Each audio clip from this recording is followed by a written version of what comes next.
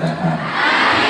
Dan semoga kita yang mempunyai kesulitan Allah berikan kemudahan, dan Allah berikan kelapangan, dan kemudian kita ditetapkan pada malam ini berkatnya Abu Yahya Hasan, insyaallah semuanya meninggal dunia setelah umur panjang, sehat walafiat, fi taatillah, dalam keadaan husnul khotimah, dalam keadaan husnul khotimah, dalam keadaan husnul khotimah. Amin amin ya rabbal alamin.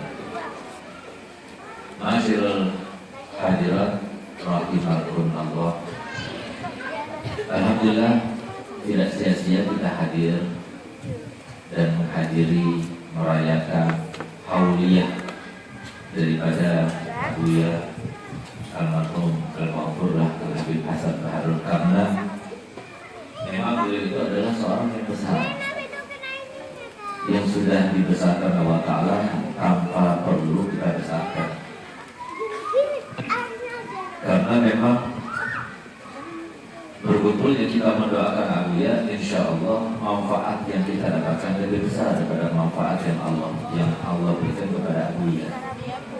Tapi semoga manfaatnya Abuya dari perkumpulan kita pada malam ini juga sesuatu yang sangat agung, menyenangkan, membahagiakan Abuya di alam sana, insya Allah. Dan semoga dengan apa yang telah kita laksanakan pada malam ini, Abuya tidak melupakan kita semuanya, sehingga kita kelak termasuk yang mendapatkan syafaat dan rahmatnya, barokah dan anugerahnya, sehingga kita semua termasuk dikumpulkan bersama Nabi Muhammad SAW, kekasihnya. Amin ya rabbal alamin. Kalau kita berbicara Abuya, maka kita teringat kepada suatu hal. Apa itu? Segala sesuatu itu pasti ada bekasnya. Segala sesuatu itu pasti akan diingat. Setiap waktunya, setiap jamnya, setiap harinya, setiap minggunya, setiap bulan dan setiap tahunnya, semua ada sesuatu yang kita ingat. Hari ini pasti ada yang kita ingat. Kemarin pasti ada yang kita ingat. Kemarin lusa pun juga seperti itu. Minggu kemarin ada yang kita ingat.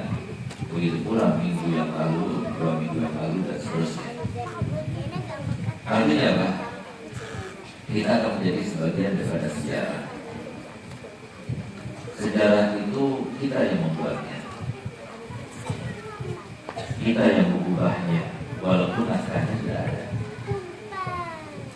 Tetapi naskah itu kita tidak mengetahuinya kecuali setelah terlaksana.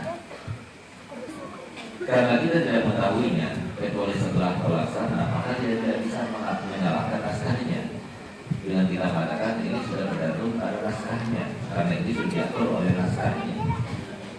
Siapa sutradaranya? Sutradaranya adalah Allah. Naskahnya itu adalah takdirnya Allah, yang Allah sudah tetapkan untuk kita semuanya. Karena kita tidak tahu apa yang Allah takdirkan untuk kita, maka kita harus berusaha untuk yang terbaik buat kita semuanya.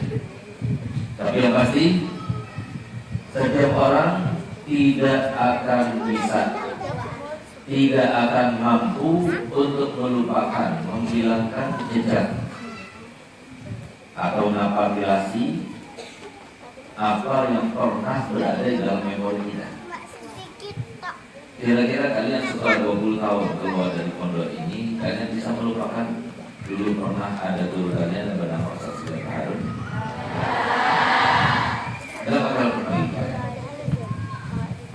Selama kita tidak pikun, dan semoga kita tidak pikun.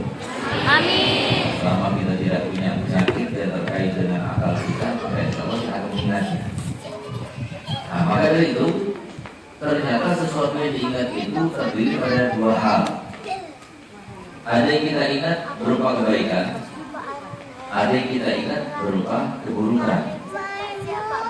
Yang kita ingat berupa kebaikan, maka akan bersemayam dalam memori itu. Begitu pula yang kita ingat daripada keburukan juga akan bersemayam dalam pikiran kita.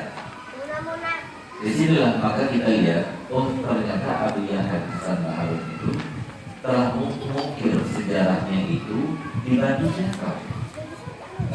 Ternyata dia tidak dibantu oleh istrinya Al-Mukarramah, tidak dibantu oleh anak-anaknya, tidak. tapi beliau itu mengukir kehidupannya sendiri, sebagaimana Al-Mukarramah mengukir kehidupannya sendiri. Begitu pula Nabi kita Muhammad SAW, beliau itu berakhlakul karimah ya karena dia yang melaksanakannya, karena dia yang berkorban untuk melaksanakannya, sehingga pas setiap waktu, setiap saat selalu dikenal sejarahnya Nabi Muhammad SAW.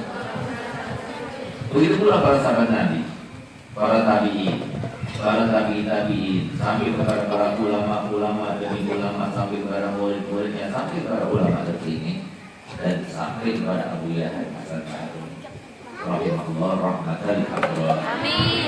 Nah, beliau tidak besar itu karena dia sendiri. Tidak ada seseorang itu besar itu karena orang lain. Sesuatu yang dibesarkan karena orang lain tidak akan lama, sifatnya itu temporary, tidak akan lama. Tapi yang dibesarkan oleh dirinya sendiri itu akan besar. Abu Yahya Hasan melakukan semua hartanya untuk Allah dan Rasulnya. Kata contohnya dia sendiri. Abu Yahya Hasan adalah seseorang yang tidak pernah melihat pada dirinya ada suatu kebaikan yang pernah dilakukannya, sehingga dia tidak tahu kalau dirinya itu orang baik, itu dia tidak tahu, karena dia tidak pernah memandang dirinya baik. Yang memandang baik dirinya itu adalah Allah. Dia tidak memandang pada dirinya kecuali kebaikan Allah, bukan kebaikan dirinya. Semua kebaikan yang dilakukan semua karena Allah. Itu dia tidak menjadi seperti itu kecuali karena dirinya sendiri. Tidak membutuhkan kepada bantuan orang lain, tidak. Tidak keluarganya, tidak muridnya, tidak adik kolonnya, tidak koleganya, tidak temannya, tidak sahabatnya, tidak semuanya. Dan dia sendiri. Oleh karena itu, batas di dalam Al-Quran telah disebutkan terkait dengan isi dan visi kehidupan kita semuanya, dari ustadzanya maupun muridnya, baik bapak ibunya maupun anak-anaknya, baik seorang laki-laki maupun seorang wanita, semua itu kembali ke dirinya masing-masing. Allah Ta'ala firman, tabarakal mulku alladzi biyadihi al-mulku wa huwa ala alladzi khalaqal mauta wal hayata liyabluwakum ayyukum. Jadi tujuan kita itu adalah semuanya untuk menjadi siapa yang terbaik di antara kita. Siapa yang boleh tawadhu di antara kita? Siapa yang boleh berkorban di antara kita? Siapa yang boleh mengamalkan dengan ilmu di antara kita? Siapa yang boleh berakhlakul karimah di antara kita? Ternyata di antara kita dia disebutkan. Di antara kita para habaib, di antara kita para kiai, di antara kita para wanita, di antara kita para laki-laki, tidak disebutkan. Tapi di antara kita semuanya. Kenapa demikian? Karena Allah Ta'ala memberikan modal masing-masing itu sesuai, secara adil, tidak ada yang lebih satu dengan yang lain, tidak ada. Habaib mau punya modal, ya bukan habaib punya modal. Yang punya ilmu punya modal, yang tidak punya ilmu juga punya modal. Yang laki-laki punya modal, yang perempuan juga punya modal. Masing-masing punya modal. Dan semua modalnya sama. Karena kemuliaan, karunia Allah, kedermawanan dan sifat mulia Allah, maka Allah memberikan modalnya itu kepada seluruh hambanya itu dalam keadaan sempurna, tidak ada yang kurang. Artinya yang ini lebih, yang ini kurang, tidak, semuanya sama. Karena apa? Di sisi yang lain, suatu kemuliaan itu ada sesuatu yang besar yang dikorbankan. Artinya apa? Suatu kemuliaan pasti ada kekurangan, dan suatu kekurangan pasti ada kelebihan. Itulah model yang diberikan pada seluruh manusia. Habaib ada kelebihannya, tapi juga banyak kekurangannya. Laki-laki ada kelebihannya, tapi juga ada kekurangannya. Para wanita ada kelebihannya, tapi juga banyak kekurangannya. Jadi semua seperti itu. Nah, kalau kita melihat seperti itu, berarti kita semua sama. Oleh karena maka si Allah Ta'ala firman di dalam Al-Quran tersebut, alladzi khalaqal mauta wal hayata liyabluwakum semuanya. Liyabluwakum apa? Asal manusia yang terbaik dari kita. Abu yang terbaik dalam beberapa hal. Yang paling utama itu adalah dalam istiqomah. Seperti sebagaimana semalam Ustaz telah menjelaskan ketika haula Buya di Pondok Putra tentang istiqomahnya Buya. Kenapa Ustaz menjelaskan tentang istiqomahnya Buya? Karena kemarin malamnya itu kami Buya. Jadi Ustaz pulang dari Aceh capek itu, lelah, penat dan sebagainya, sehingga kita tidur, lelap tidurnya. Dalam tidur itu kita bermimpi ya Buya Hasan, seperti biasanya, yaitu detail, yaitu bangun siap-siap lalu berangkat ke kantor jam 2 malam. Kemudian di kantor sholat 2 rakaat atau sampai 5 rakaat sama witirnya, lalu saya baca Quran, baca kitab sampai jam 3 itu naik lagi motornya, lalu dia keliling Kota Putra semuanya sambil membunyikan klaksonnya di untuk membangunkan anak-anak. Itu yang dia lakukan bukan seminggu sekali, bukan setahun sekali, tapi setiap malam.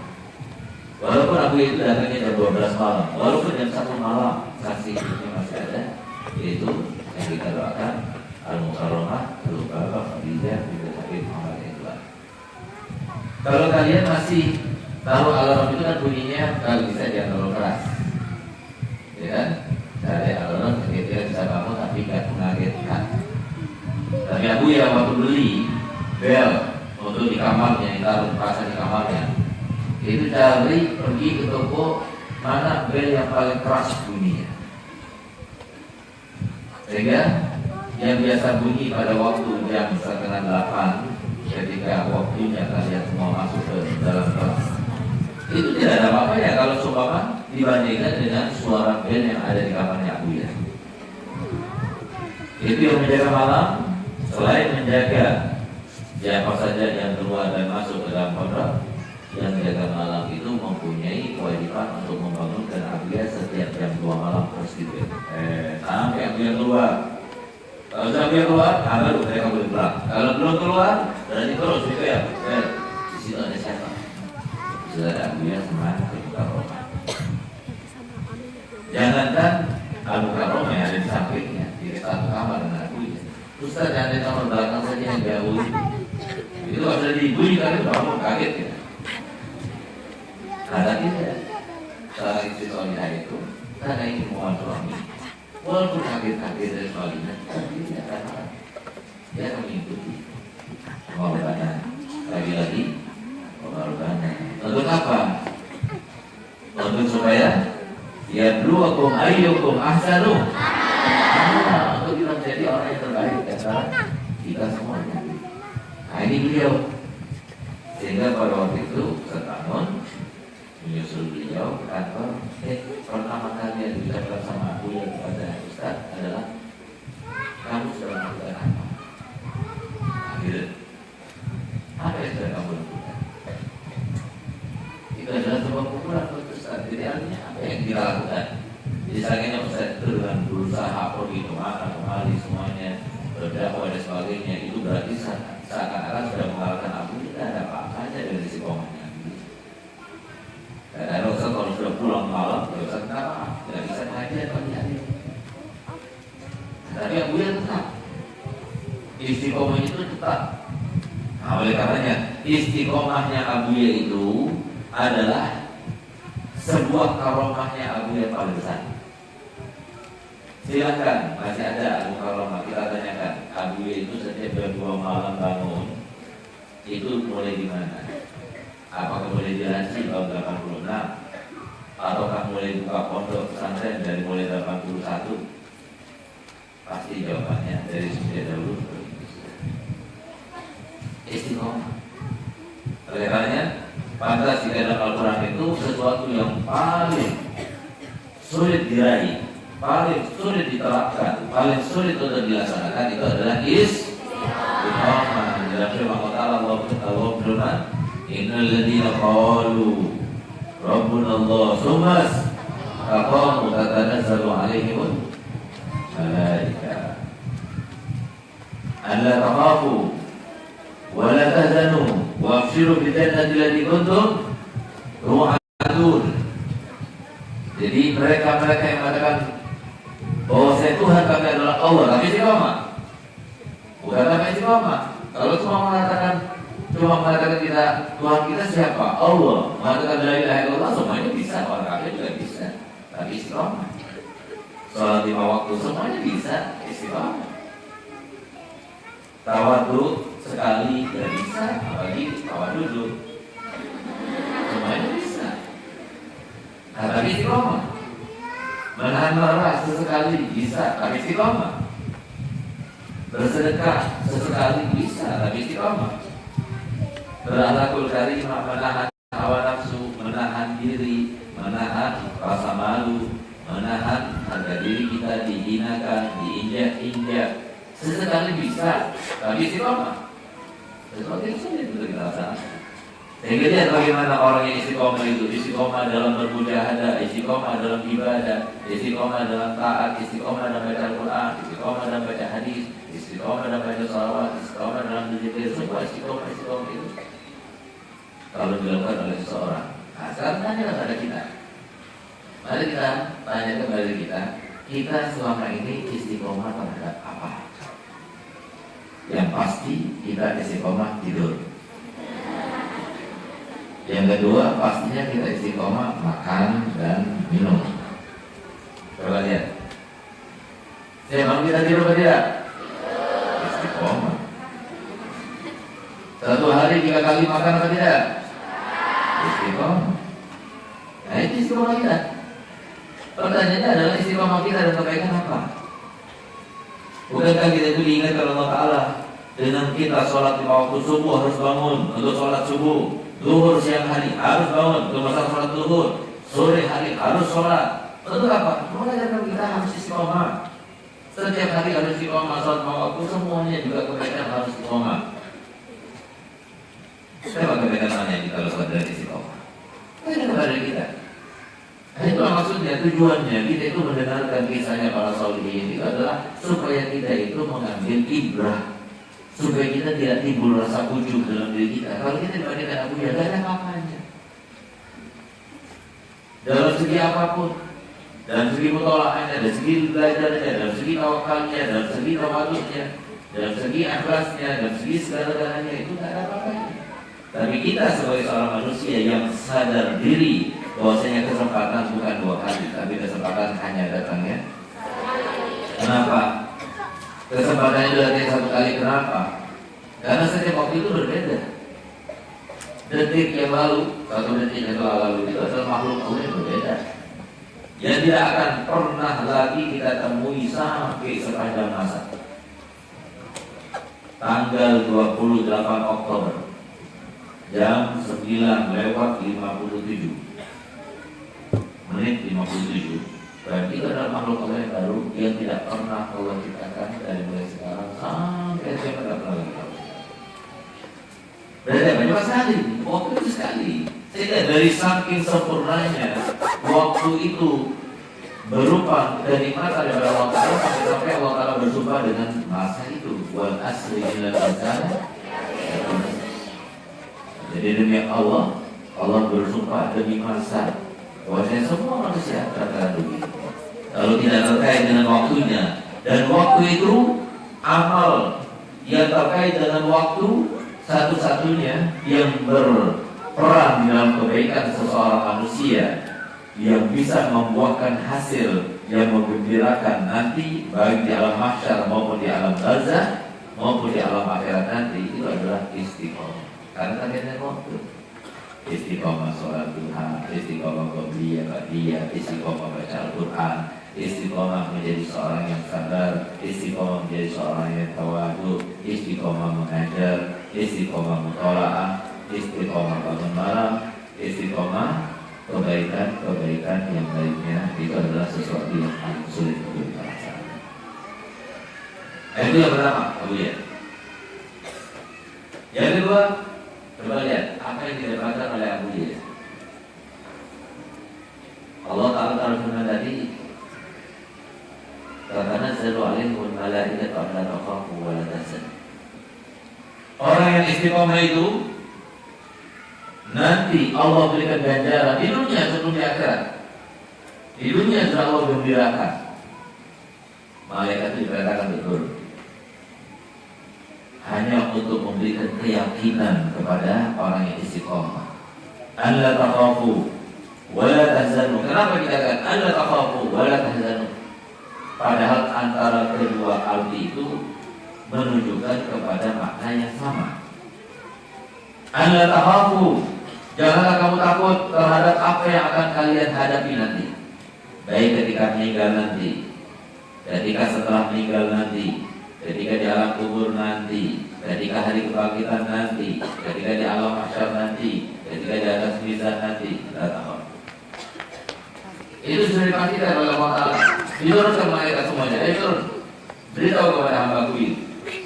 Anda tahu, jangan takut. Lalu apa yang kedua? Wala tahzanu. Jangan kalian merasa sedih, merasa susah terkait dengan apapun yang kalian tinggalkan, baik itu harta kalian maupun anak-anak kalian, istri kalian, keluarga kalian, keturunan kalian. Jangan takut, kami akan menjaga. Wallahu yatawallas sholihin. Allah yang mengatur semuanya.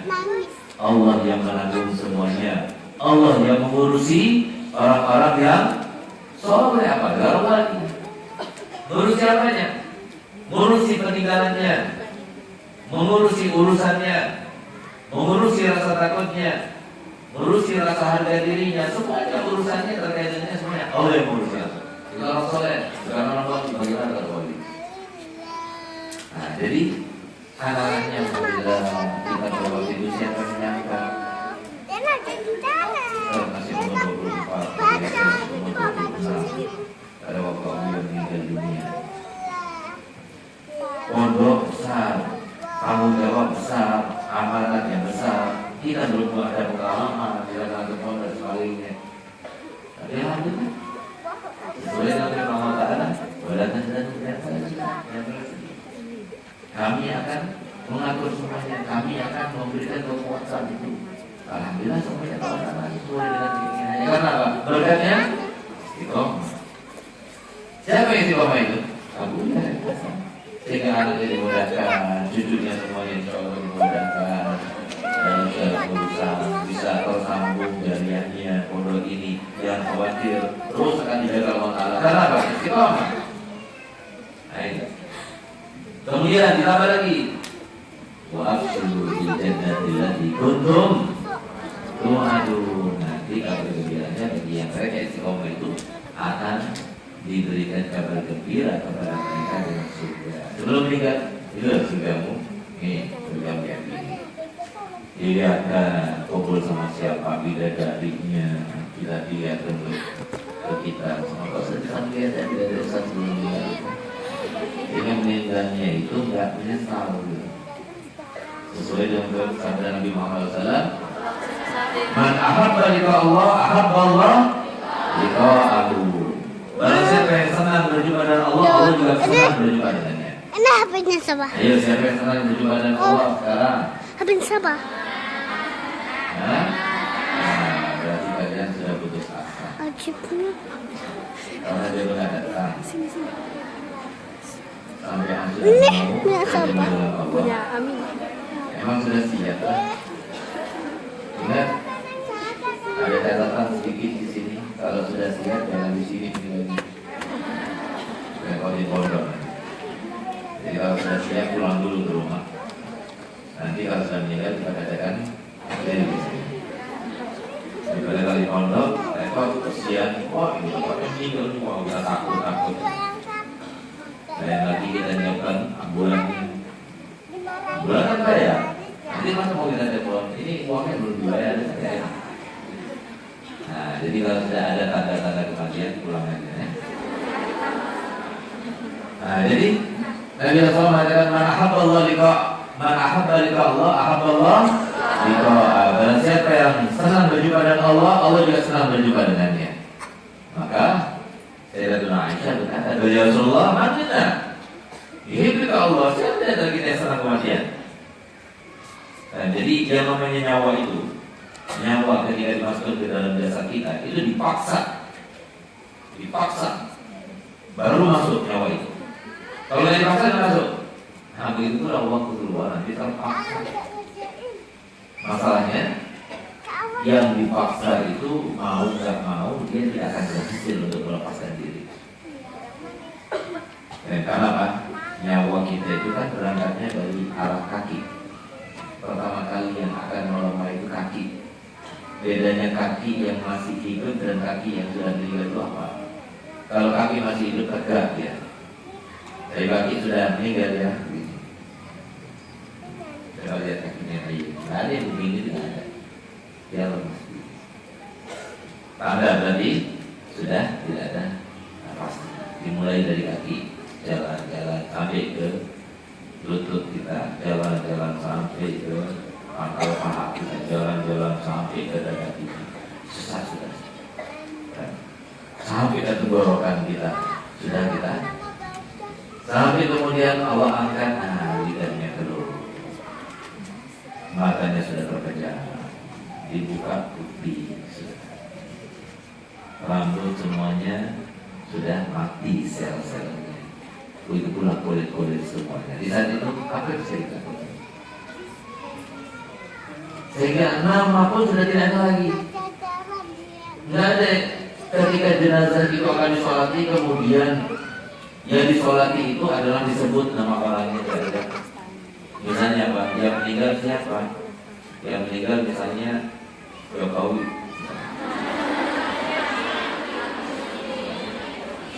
Misalnya Santoso. Jokowi. Jadi tersinggung lagi. Misalnya Santoso. Biasanya kalau misalkan begitu panjang umur biasanya. Makanya kita berharap presiden kita panjang umur tapi berubah kebaikannya, dibantu oleh Allah Ta'ala ketakwaannya, lebih senang kepada para ulama ketimbang kepada para penjilat. Dan semoga yang menjilat itu yang punya pemikiran yang tidak baik kepada negara kita dan kepada ulama kita, semoga Allah cabut nyawanya secepatnya, sehingga tidak merisaukan dan meresahkan masyarakat muslim dan masyarakat bangsa Indonesia secara umumnya, insyaallah. Amin ya rabbal alamin. Dan kita itu tetap bersatu, aman, sejahtera, sentosa di dalam kepemimpinan Bapak Jokowi. Amin ya rabbal alamin. Nah, jadi Santoso, ya, Santoso ternyata meninggal. Ketika meninggal, jenazahnya akan disolati. Apakah kaum muslimin yang ada di sekitar itu yang akan melaksanakan sholat? Mana Santosonya? Bawa ke sini. Apa jenazahnya mana? Mana jenazahnya? Pertama kali yang bilang dari manusia ketika dia meninggal namanya habis. Oleh karenanya ingat, kalau kita meninggal nanti ada 3 perampas, harus kita siap-siap. Kalau kita meninggal nanti ada 3 perampas, dan pasti mau tidak mau orang baik ataupun orang tidak baik pasti akan dirampas oleh 3 ini. Yang pertama adalah perampas harta kita. Siapa mereka? Ahli waris. Itu lihat, ini ciri satu sulit orangnya. Tuh, lebih pas. Tapi kalau saya meninggal, dicoba juga sama waris. Sarung yang saya pakai DHS, dicoba juga sama mereka. Tidak dibiarkan. Kesian ini habis ke DHS saya boleh pakai dia. Tidak pernah dibiarkan, dicabut juga. Celana dalam pun juga seperti itu. Seperti dicabut. Apa yang diberikan? Mereka ada cerita, ada seorang yang kaya raya yang itu berbesar kepada anak-anaknya, nanti kalau aku meninggal, tolong ya, tangan sebelah kananku jangan kamu kafani, tapi keluarkan begini. Yang lainnya tetap seperti ini, tapi tangan kanan biarkan begini keluar. Karena ini adalah wasiat, dilaksanakan. Semua jadi kafani, kebenaran jadi keluarkan begini. Sampai mau dimakamkan tidak ada yang paham apa maksudnya wasiat ini. Tapi ternyata sebelum dikuburkan, ketika akan diturunkan dari kerandanya, ada seorang pintar, yang cerdas. Siapa pintar cerdas? Kita cerdas itu lihat aja langsung paham. Kalau yang tidak cerdas, saya melalui itu sudah dijelaskan berkali-kali masih itu namanya bodoh alias tulalit itu. Tapi insya Allah di sini nggak ada semuanya. Dia bilang apa maksudnya wasiatnya yang isi mayit mengatakan ujian? Dia adalah orang terkaya di dunia. Di kota ini, kalau tidak, dia adalah orang terkaya. Tapi dia berpesan kepada anak-anaknya, nanti kalau aku meninggal dunia, maka hendaknya seluruh badanku kafani, tapi tanganku biarkan begini. Untuk apa? Dia hanya mengambil berapa? Kalian tahu bahwasanya aku adalah orang terkaya di kota ini. Tapi lihat apa yang aku bawa. Lihat apa yang aku bawa. Maksudnya apa? Lihat apa yang aku bawa. Apa yang dibawa oleh jenazah kalau tidak? Kapan? Harga yang mahal kapan? Ada di tunjungan dijual kapan? Nah, ada yang dijual itu di PGS. Itu pun kalau ada di PGS. Di tempat-tempat yang sukunya itu jelek-jelek itu silakan dijual kapan? Nah, jadi kapan? Kapas. Di mana jual kapas? Ini mau ke tunjungan beli kapas. Kapasnya bagaimana mau beli tunjungan? Orang di warung di sebelah sini ada kapas. Itu kapas. Dan itu bau minyak wangi yang paling gak enak. Yang kalau kita dikasih waktu diam malam mau itu kasih gak bakal mau. Pasti kita dimarahin yang bagi-bagikan. Oh yang pakai oleh bayi itu yang baunya gak enak sama lebih gak enak daripada baunya cap kapak. Apalagi itu yang baunya enak tuh minyak tawon tuh. Maksud paling gak suka sama bau minyak tawon. Kalau minyak kayu putih ya kalau orang enak senang karena bau rempah-rempahnya sudah bisa. Jadi kalau saya korot satu saja yang gituin. Jadi jangan kita anak-anak langsung dari sangat senangnya gitu. Minyak kayu putih yang enak harusnya senang apalagi minyak tawon. Ini lebih bau daripada minyak tawon. Pernah dengar baunya minyak yang dibubuhkan kepada mayat itu? Nyong-nyongnya bukan mayat, bahkan bukan nyong-nyong lagi, tapi nyong-nyong. Dari saking baunya. Nah itu yang dibawa. Apa lagi? Tidak ada lagi. Yang kapan? Hanut yang minyak tadi tuh. Walkutun kepas. Hidungnya dari kapas, telinganya kasih kapas. Itu kita dapatkan. Kita kerja dari mulai jam berapa? Jam 6 pagi sampai malam. Apa yang kita dapatkan? Sudah itu. Apa yang kita dapatkan? Apa yang kita dapatkan? Mau dibawa kubur nanti kata. Apa yang capek mencari harta ini? Apa yang kita dapatkan? Nah itu. Ini pertama kali yang akan kita dapatkan. Tapi Abu ya, dia tak pernah bertemu dengan perampas hartanya. Karena apa? Sebelum bertemu dengan mereka, beliau sebelum meninggal dunia 3 hari sebelumnya, Ustaz Abu Yazin Ekusin itu dipanggil berkata. Lalu beliau berkata begini, pondok ini semuanya bukan dibeli dengan uangnya donatur semuanya. Ada uangnya habis itu. Mobil ini bukan semuanya dibeli dengan uangnya pondok. Ada uangnya habis itu. Kami saksikan ikrarnya Abi, bahwasanya semua hartanya Abi dan yang Abi miliki di dunia ini semuanya Abi telah wakafkan untuk Allah dan Rasulnya untuk pondok. Jadi nggak pernah ketemu perampas. Kenapa? Dicopot bajunya Abu ya bukan untuk dirampas, tapi itu ditaruh di lemari. Semua sarungnya dilepas untuk taruh di lemari itu. Karena bukan berarti anaknya nggak mau ngambil keberkahan dengan bekas ayahnya. Kita sangat ingin, sangat berjanji. Tapi masalahnya ini Abu ya telah berwasiat semua yang miliki itu adalah wakaf untuk Allah dan untuk wakaf. Jadi kita tidak berani untuk menggunakan sandalnya, uangnya, pulpennya, bukunya semua ada di lemari itu sampai pakainya Abu. Nah, selama kenapa dia melakukan diri? Itu yang pertama. Yang kedua, perampas daging-dagingnya serta gaji-gajinya. Berapa banyak itu lemahnya? Perlu kamu itu lemahnya dibayarkan. di pahanya banyak. Makanya nanti kalau begitu meninggal itu cacing tanah, wah, mayoran, rebutan, ininya ini banyak, ini lemaknya banyak. Sama seperti kalau kita makan nasi mandi, ini makan. Nah, jadi kalau pas lagi gemuk-gemuk itu meninggal, waduh, itu yang namanya cacing-cacing tanah itu rebutan untuk mendapatkan. Nggak perlu sampai susah-susah di lubang-lubangin, nggak perlu, karena apa? Perut itu tambah lama tambah besar, tambah lama tambah besar. Tepat hari yang keempat itu perut itu akan meledak, sehingga seluruh isinya akan keluar. Lalu datang siapa? Begitu baunya yang tampak luar biasa, cacing-cacing tanah yang namanya set-set itu. Berebutan makan sampai habis tulang saja. Ini yang terjadi. Ini perampas daging kita. Kalau kita ingin selamat daripada perampas itu, maka jadilah kita salah satu daripada 4 orang dari 5 orang. Kenapa kok 4 bukan 5? Karena yang 5 nggak mungkin. Itu apa? Para nabi, kita bisa jadi nabi. Bisa. Tapi yang kedua, para syuhada, kita bisa insya Allah. Kita kalau Allah dari sekarang Allah jadikan kita termasuk yang meninggal dalam keadaan syahid.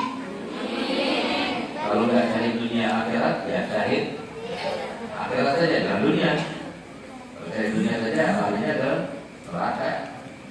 Siapa syahid dunia saja yang berperang melawan orang kafir tapi niatnya tidak baik. Syahid dunia akhirat yang berperang melawan orang kafir dan meninggal dalam medan peperangan, itu paling afdalnya.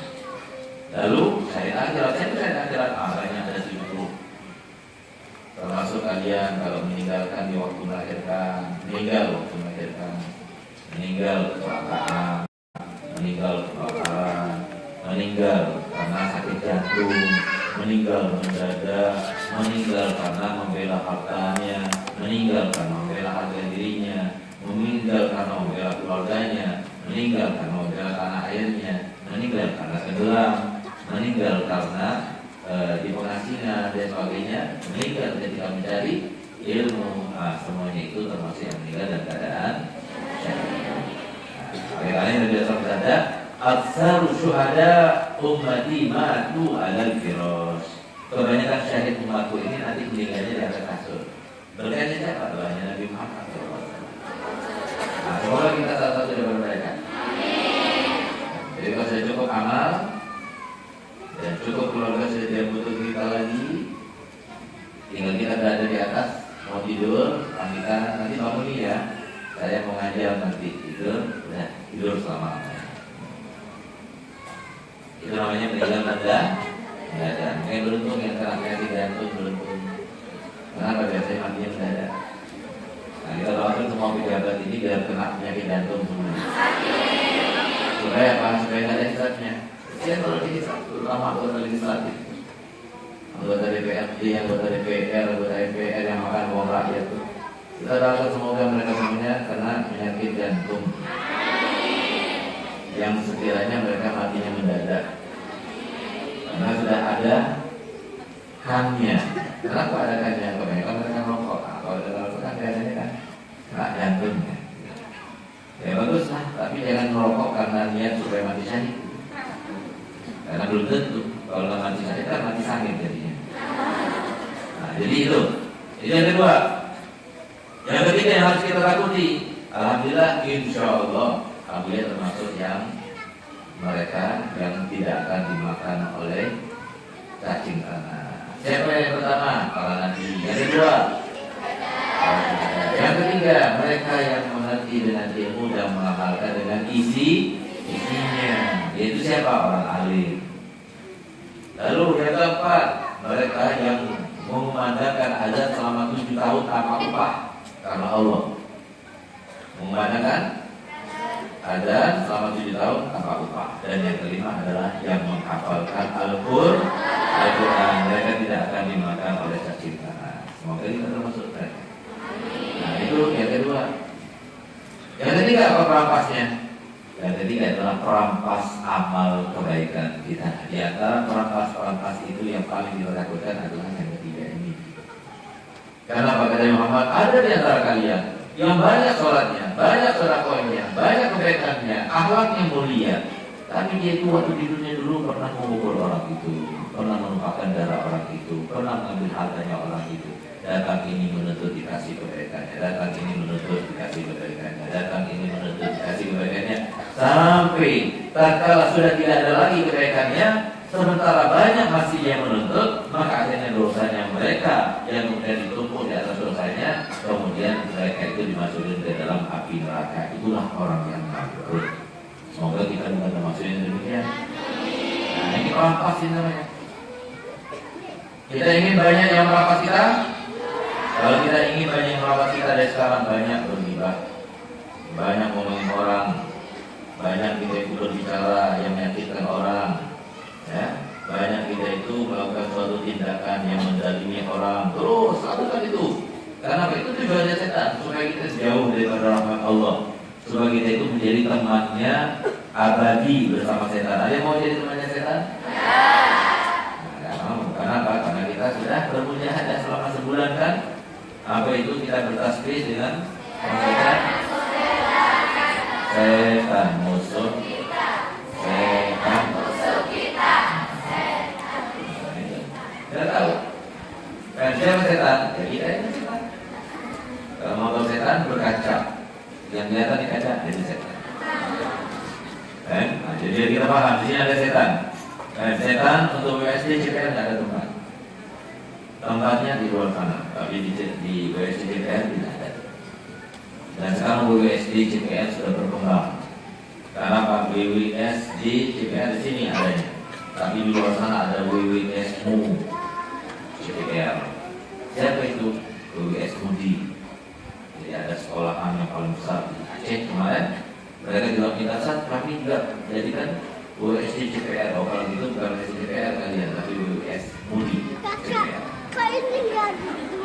Jadi banyak sudah kita itu berkaitan aja semuanya. Jadi kalau kan kita yang mau prakasainya, yang masuk surga duluan kita tahu. Nah, mereka ngikut, nah, lebih baik daripada nggak masuk surga. Nah, yang penting masuk surga sama-sama ya kan? Insyaallah amin ya rabbal alamin. Semoga berkatnya kaulnya Abuya ini kita termasuk yang selamat daripada tiga perampas itu. Semoga kita termasuk yang mendapatkan kemuliaannya Abuya di dalam istiqomah, di dalam keikhlasan, di dalam ketawaduan, di dalam akhlakul karimah, di dalam keilmuan, di dalam mengajar, di dalam mendakwah, di dalam mengarang kitab, di dalam menerima tamu, di dalam segala hal yang telah Ibu laksanakan dan menjadi kebiasaan yang baik daripada Abuya. Semoga kita mudah untuk melaksanakannya, dan semoga Allah Ta'ala memberikan kepada kita kesempatan yang baik meniru daripada akhlaknya Abuya. Ala hadini wal biniyatin salihah wa ala mana wa sallallahu salih al-fatihah.